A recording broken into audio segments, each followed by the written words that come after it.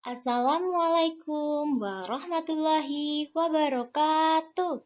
Selamat pagi anak-anak. Bagaimana kabarnya hari ini?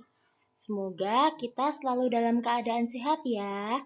Nah, anak-anak, pada pagi hari ini kita akan belajar tema 2, menyayangi tumbuhan dan hewan, subtema 2, manfaat hewan bagi kehidupan manusia, pembelajaran 3, yaitu mata pelajaran bahasa Indonesia dan matematika.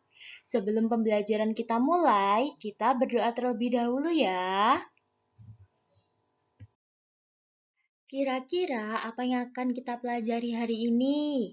Yang akan kita pelajari pada hari ini, yang pertama kita akan belajar bahasa Indonesia tentang menguraikan pesan dalam dongeng dan mengidentifikasi karakter tokoh.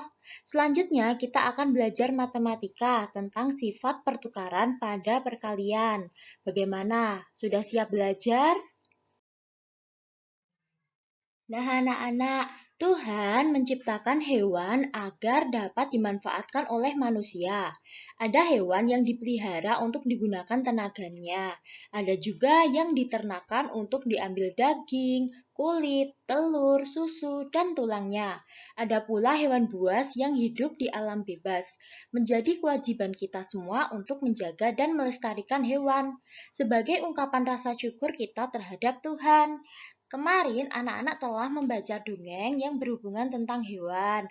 Nah, kali ini kita akan belajar tentang bahasa Indonesia menguraikan pesan dalam dongeng dan mengidentifikasi karakter tokoh. Dalam sebuah dongeng terdapat pesan yang ingin disampaikan dalam cerita tersebut. Untuk mengetahui pesan dalam sebuah dongeng, pembaca harus membaca dongeng dengan seksama. Pesan pada dongeng bertujuan agar pembaca atau pendengar mau melakukan sesuai dengan amanat di dalam cerita tersebut. Pesan pada dongeng ada dua anak-anak, ada yang tersurat dan ada pula yang tersirat. Pesan tersurat artinya pesan disampaikan langsung dengan jelas oleh penulis sehingga mudah dimengerti oleh pembaca. Biasanya ada pada bagian akhir cerita. Sementara pesan tersirat artinya pesan disampaikan secara tidak langsung oleh penulis dan hanya dimengerti oleh pembaca yang membaca dongeng dengan seksama. Amanat tersirat ini merupakan pesan yang diambil dalam cerita, baik secara keseluruhan ataupun pada bagian tertentu. Kemarin anak-anak telah membaca dongeng kisah semut dan merpati. Kira-kira dalam dongeng tersebut pesan disampaikan secara tersurat atau tersirat? Nah, pesan pada dongeng tersebut disampaikan secara tersirat ya anak-anak, karena pesannya tidak dituliskan langsung oleh si penulis. Pesan dalam dongeng tersebut yaitu kita harus saling tolong-menolong dengan sesama. Selain terdapat pesan yang terkandung di dalamnya, juga terdapat pelaku-pelaku dalam dongeng tersebut. Pelaku dalam dongeng disebut tokoh.